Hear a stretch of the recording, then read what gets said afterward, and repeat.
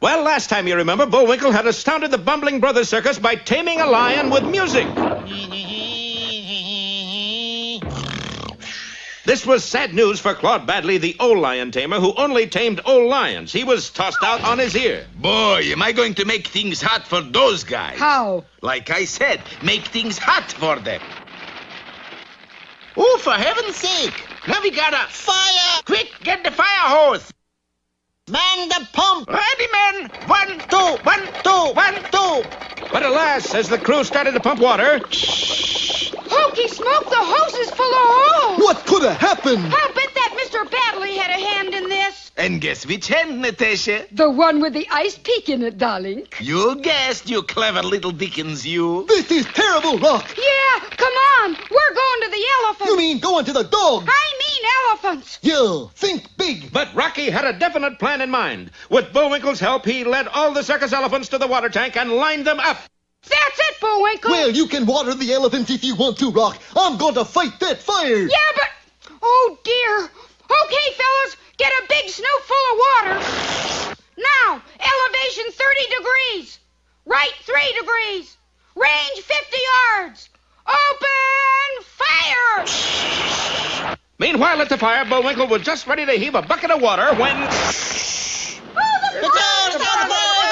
The fire's out! Gee, I don't know my own strength. Rocky, that was Sensational! stupendous. Super colossal! Even adequate. Gee, thanks, Hugo. I'm not Hugo, I'm Igo. Are you sure? Wait, I look in my hat. Yeah, I'm Igo. Well, fellas, I did it. Did what? Put the fire out. I cannot tell a lie. I did it with my little bucket. No, Bullwinkle. It was really Rocky. And the elephants. Elephants? How could an elephant put out a fire? You could have just told me. Well, that was the beginning of a new career for both our boys. Bullwinkle as a lion tamer, Rocky as an elephant trainer. Ladies And gentlemen, presenting in the center ring, that's this one. the world's greatest lion tamer, Bullwinkle. the musical moose. Yes, Bullwinkle had a sensational act. To the music of a hummer-comb, the lions formed pyramids. They leaped through hoops. They even danced.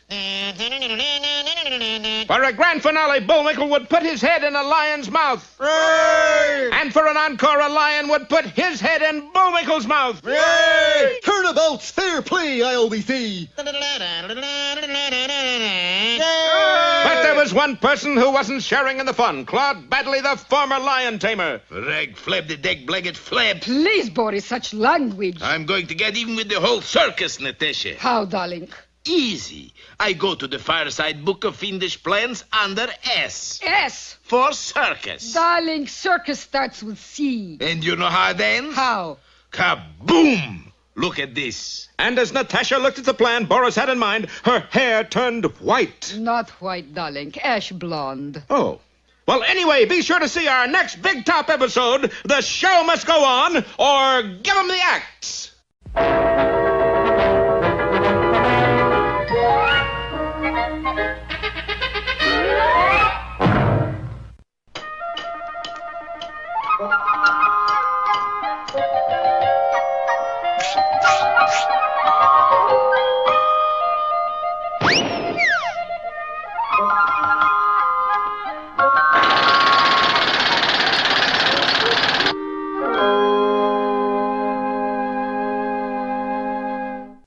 The title of today's fable, Junior, is The Eagle and the Beetle. I have a feeling this fable is really gonna bug me. Get it, Pop? Beetle? Bug me? Rather good, huh, Pop? As a matter of fact, Junior, that's exactly what this fable is about. An eagle that was beetled by a bug. You mean bugged by a beetle, Pop? At any rate, let's get on with the story. It's that scroll over there. Let's see. This form must be filed on or before April 16th. Oh, Junior, you've handed me the income tax form. Oh, I'm sorry, Pop. Oh, yes, this is it. The Eagle and the Tax Dodger. The Eagle and the Beetle. Well, our story starts out on a mountaintop where there lived a fierce eagle. You see all that down there? It's mine, all mine, because I am the king. Everything that moves down there is mine. I see a critter moving and zoom, zoom, zoom. Aha! There's something moving down there right now. Watch. You've heard the expression eagle-eyed. Well, this particular eagle wasn't eagle-eyed at all. Matter of fact, he was terribly nearsighted, to say the least. Poor old eagle couldn't distinguish windmills from rabbits. Well, maybe not, but I know a chipmunk when I see one. What's the matter? You some kind of a feathered nut? But still the eagle persisted. Ha-ha! A field mouse. You know, I don't think that is a field mouse. I see, I was right. It wasn't a field mouse. Oop! Now, don't tell me that's not a rabbit. Boy, that was close. That big eagle almost got me. Whew. Well, sit down, Rabbit. He can't stay out there forever. Just stay here a while, then you can split. And so the rabbit stayed inside for an hour. Do you think it's safe to go out now? Well, wait a minute. I'll check for you. I think this answers your question. Well, this is pretty ridiculous when a grown rabbit can't even go off for a walk. It's lucky. Lucky? It's lucky that Bugsy from Chicago is in town, and he's coming to visit with me. Bugsy? From Chicago. Oh, Bugsy from Chicago. Who's Bugsy from Chicago? Who is Bugsy from Chicago? Who is Bugsy from Chicago? Come in, Bugsy from Chicago! I do not see nobody. For goodness sakes, Rabbit, watch your mouth. Bugsy is very sensitive about his size. That's him standing by that wall plug. Well, that's nothing but a beetle. Ah, just a beetle, eh, punk? You heard of the St. Swithin's Day Massacre, Who do you think pulled that caper off? Me, Bugsy, yeah. Oh, that was beautiful. Yeah. How did you pull it off, huh? How did you pull it off? How did you pull it off? Get this creep away from me. Time's money, Mouse. What's the caper? Well, Bugsy, there's this eagle, see? And he's got Rabbit here cornered in my house. And this eagle is out there now, right? Show him, Mouse. There, you see? There's no way out of this mess. Put another hat on a stick. It's no use. The same thing will happen again. Only this time, we put a break in the hat. Let's go out, you guys. Very funny, very, very funny, that brick bit. Well, you're really gonna get yours. But it wasn't me, really. It wasn't. It was Bugsy's idea. Not only are you a rabbit-hearted rabbit, but you are also a fink. That's right, Eagle. Bugsy did it, see? Who said that? I did. I don't see nobody. Over here, stupid. Oh, there you are. Well, listen, don't try and get tough with me. What's the matter with him? He's some kind of a feathered nut? I heard that. Tell me, Eagle, how long you been nearsighted? All my life. When all the other eagles were swooping down on chickens, I had to fake it.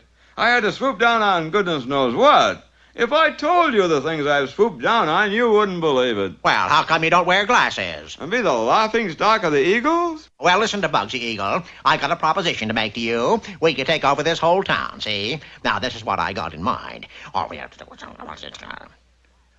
Navigator to pilot, 3 degrees to the left. That's right. Easy there. Easy now. 2 degrees to the right. Roger. Yes, with Bugsy as his navigator, the eagle could fly beautifully. And he became one of the troopers anyway. Boy, this is better than the St. Swithin's Day Massacre. So the eagle regained much of his confidence. Too much of his confidence, really. Hey, Bugsy, let's swoop down on that sparrow. Sparrow? That's no sparrow. Don't be ridiculous. I guess I know a sparrow when I see one. No, wait a minute. No, that's not a sparrow. It's a... And so the partnership between the eagle and the beetle was dissolved, along with the eagle and the beetle. Which brings us to our moral, Junior. Moral. You cannot fly like an eagle if you're blind as a bat. Blind as a... Oh, that Junior really beetles me.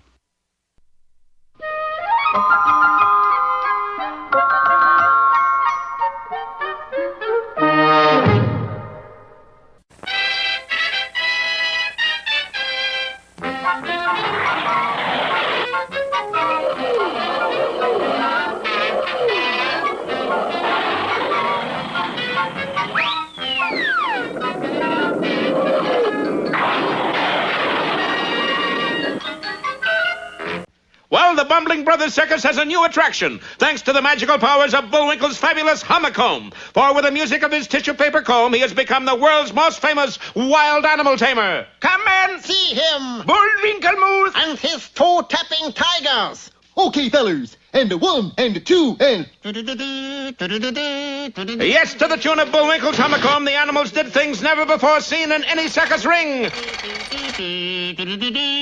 What's more, they seemed to love their trainer. At the end of each performance, they carried him off on their shoulders. Boy, Bullwinkle, you're sensational. Okay, fellers, break it up. Oh! Of course, all the customers loved the act. Yay! All except 2. Boo! And they weren't exactly customers. They had sneaked in under the tent wall. Snitch. Come on, Natasha, we consult Fireside book of fiendish plans. Boris, we can walk out with everybody else. Please, Natasha, I'm a professional sneak. So? I sneaked in, I sneak out. Of course, the 2 circus owners, Hugo and Igo Bumbling, were delighted with the new act.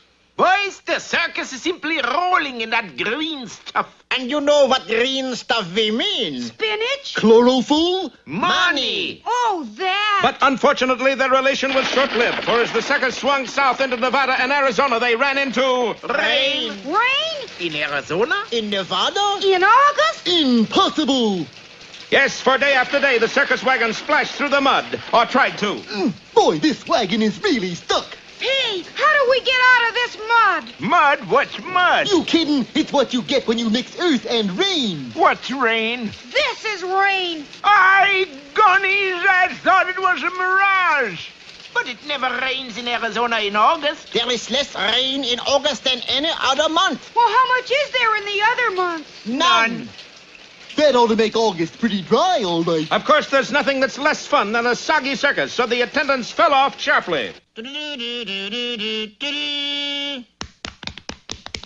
Hugo, there's only 2 people in the audience. And I got a confession, Igo. One of them is my mother-in-law. That's funny. Why? The other one is my mother-in-law. Of course, it wasn't long before the cash box was empty, and still the circus rolled disconsolately from town to town. But strange as it seems, as soon as it left the town, the sun came out and shone brightly. Bullwinkle, those rain clouds seem to be following us. Was it something we said? And that's pretty strange. I think I'll go up and take a look. You mean? Yeah, give me a toss up there. Right, Rock. Where are you fellas going? We're out to lunch. Okay, Bullwinkle, let's go. Holly! And Bullwinkle flung the plucky squirrel into the air. Up, up, up he went. But just as he reached the clouds, he happened to glance down and... Hokey smoke, Bullwinkle. I see it all now. Well, you should. You're high enough. No, I know what's making it rain on our circus. But at that moment, the sharp-eyed squirrel zoomed into a cloud bank and... Come in, Rocky. Come in, Rocky. But not a word more could Bullwinkle hear. And what's more, Rocky didn't emerge from the cloud bank. Come out, Rocky. Come out, Rocky. Well, things look pretty bad. Yeah, maybe if I comb my hair a different way. And even worse, at that very second, million-volt charges of lightning began to flash through the cloud. Don't fail to see our next episode, Loony Lightning, or Nuts and Bolts. And now, here's that wizard of the financial world with his 2 cents worth. Hello there. Today our subject is how to be a top-flight stock salesman. Well, I see here conditions look very favorable for a upturn for Amalgamated Railroad. Okay, I buy it. But before I can safely recommend it, I owe it to my clients to inspect the equipment. Never mind, I'll buy it. Sir, I never sell a stock unless I am absolutely certain the value of the company is there. Next, we have a stock I can stand behind 100%, Amalgamated Electronics. In fact, I can safely say this is the most attractive stock in electronics. What does it attract? Lightning. But wait kindly, sir. I can, in good faith, sell you Amalgamated Barrel Stave at 10 cents a share. I'll buy it. Oh, wonderful. It's already up to 50 cents. $1, $5, 30, 250. It's split. 4,000, 50,000, 200,000. I'm rich. Oops. Back to 5 cents. 4, 1. I'm sorry you're wiped out. You've lost everything you have. Well, only one thing to do. Oh, these Wall Street traditions. Gee, Mr. Know-It-All, if one of your clients just jumped out the window of a tall building like this, how come you look so happy? I just remembered. Last week I sold him Amalgamated Ambulance, and now it's sure to go up.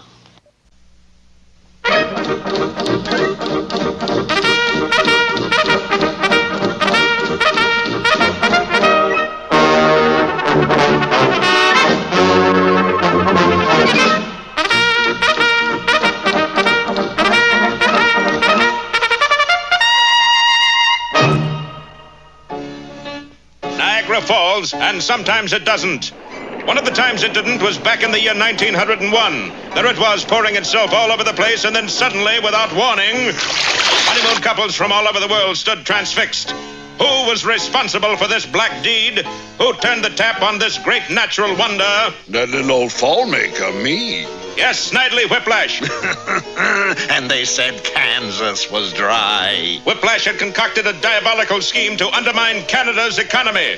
From a travel booth at the bottom of the now dry falls. Honeymooners, listen to me. Don't spend your money in Canada. Come to beautiful Okefenokee Swamp in the lush Florida Everglades. Don't let old acquaintance be for cottonmouths. Scores of couples disappointed by Niagara's inactivity rushed to the charlatan. No pushing. Steady there. No, sir, I'm only selling one-way tickets. Sooner or later, word of this was bound to reach the mounted police. Do right. All the honeymooners are going to Florida. Tell me you are joshing, Inspector. Oh, wish I were. We must do something. Right. You and Nell get married and leave for Florida in the morning. This is too good a deal to pass up. Nell who, sir? Nell, my daughter, that's who. Send Nell in here. You called, Daddy dear. You don't have to salute Nell, just stand at attention. Ah, Nell, you grow fairer each day. This is Nell Do-Right. I'm the inspector. Well, you grow fairer too, sir. Nell, how would you like to marry Dudley? Dudley who? Dudley Do-Right. Send Do-Right in here. I am in here. Oh, I think it would be fun, Daddy, especially if we honeymoon in Niagara. How about Florida? No, my Canadian heart is set on Niagara. That settles it, Do-Right. Go to Niagara and undam the river. Once the falls start falling, you and Nell can be married. Nell who? Constable Do-Right wasted no time in getting to Niagara. He arrived just as Snidely Whiplash was making the dam even more secure than ever. You up there! Drop that rock!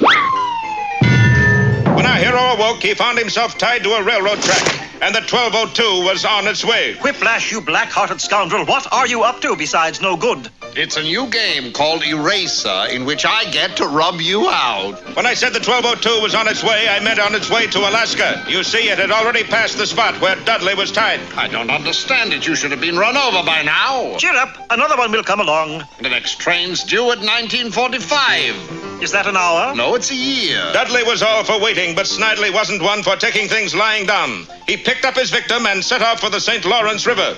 Once there, he promptly booked passage on the first steamboat leaving for Alaska. What you going to Alaska for? To catch a train. Oh, and if any messages come for Constable Do-Right, tell him he's all tied up. The steamboat eventually dropped anchor in the harbor of Nome. Well, Do-Right, according to my calculations, the 1202 from Quebec will be pulling into Nome any second. Come, we must find a deserted stretch of track. How about this, Snidely? This looks good. Now, you make the choice. After all, you're going to be tied to it. Oh, this will do fine, then.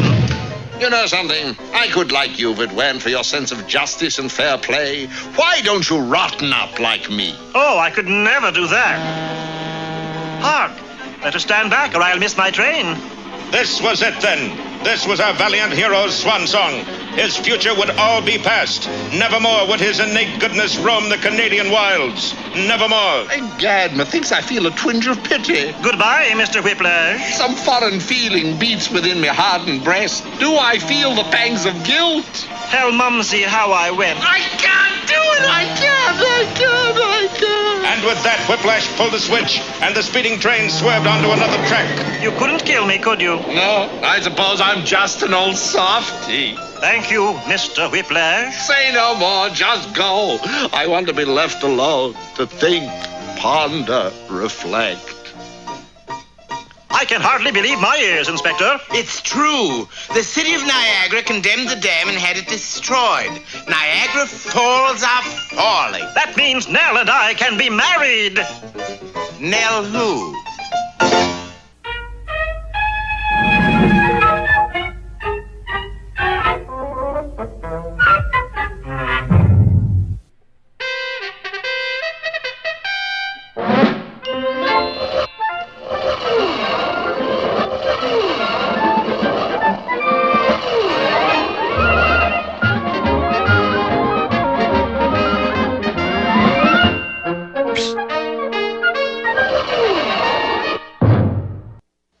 in our last episode, the Bumbling Brothers Circus had fallen on hard times. It had rained steadily for weeks and weeks. Rocky, in an attempt to see what was causing the freakish weather, zoomed upward into the clouds. I can see it all now, Bullwinkle. It's... But at that moment, he disappeared into a cloud bank, and an instant later... Jumping G-horse that! He'll be matriculated! Stunned by the massive dose of electricity, the plucky squirrel was dropping limply through space. A pitiful little furry bundle. Then, just when it seemed that all was lost... Hokey smoke! I landed in the back seat of a plane. Yes, a mysterious black airplane had inadvertently saved our hero from a grisly fate. Hey, thanks a lot, Mr. Pilot. Mr. Hokey Smoke, there's nobody there. It was true. The front cockpit empty, the black plane flew on pilotless. And what's more, there's no control. That was true, too. So it was with a great deal of relief that Rocky saw that the plane was headed for a safe landing on a high mesa. No sooner had the wheels stopped rolling than Rocky leaped from the cockpit. I gotta get back to the circus with the news. I got... You got caught. That's what you got. And Rocky stared upward into the stony features of a huge, scowling Indian. Meanwhile, back at the big top... Cheer up, Bullwinkle. The show must go on. Must go on what? I don't know. It's just something. We always say at times like this. And the show did go on. That night, Bullwinkle's animal act was a tribute to his little friend. All the lions and tigers stood at attention and saluted, while Bullwinkle hummed taps. Then they mournfully spelled out Rocky with white begonias, almost. Meanwhile, in the town square outside, the Bumbling Brothers were unveiling a statue of Rocky made out of genuine... Hey, wait, that's not Rocky. We know. It's really a Thaddeus J. Schlump. We added the goggles and tail ourselves. But why? We got a special low price. The statue was already in the park. The mayor sold it to us. And he threw in this brass cannon, too. Now, hold on. The mayor sold you a statue and a brass cannon? Certainly, it was such a bargain. We couldn't pass it up. And here he is now. Allow me to introduce myself. Mayor Avaricious J. Ward Healer. Are you kidding? We already met the mayor this afternoon, and you aren't him. Well, you met the day mayor, that's why. And you're... The night mayor. I should have known. And further, if you'll notice the color from my beard, You're I'm also the old gray mayor. You know, Hugo, I think Bullwinkle's right. That's impossible. I think this fella's a crook. That's possible. What fella? Sure enough, at the first hint of danger, Boris had skedaddled. After him! And our friends started off after the false mayor, leaving the park to a pair of seedy old-timers. That certainly don't look like the Thaddeus Schlump I knew, Chauncey. You mean the tail, Edgar?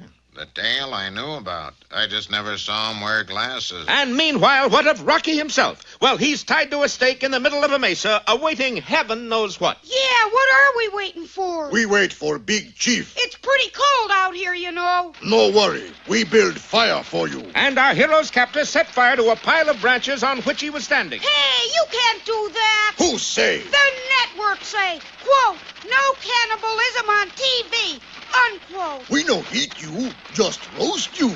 Oh, well, I guess that's okay then. And the network-approved flames licked higher and higher. Don't miss our next episode, The Fire Chaser, or Bullwinkle Goes to Blazes.